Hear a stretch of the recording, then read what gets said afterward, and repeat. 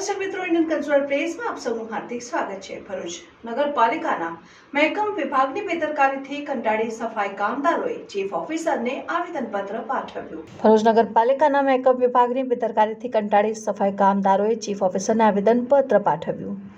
ભરૂચ નગરપાલિકામાં મહેકમ વિભાગની બેદરકારી અને સફાઈ કામદારો સાથે છેતરપિંડીની ફરિયાદો બાદ પણ તેઓ સુધરવાનું નામ નથી લેતા, જેના સંદર્ભમાં આજે સફાઈ કામદારના નેતા કમલેશભાઈ સોલંકી અને સફાઈ કામદારો ભેગા મળીને ભરૂચ નગરપાલિકાના ચીફ ઓફિસર હરીશ અગ્રવાલને એક આવેદનપત્ર આપી રજૂઆત કરવામાં આવી કે કર્મચારીઓની વય નિવૃત્તિની જાણ તેઓને અગાઉથી કરવામાં આવતી નથી।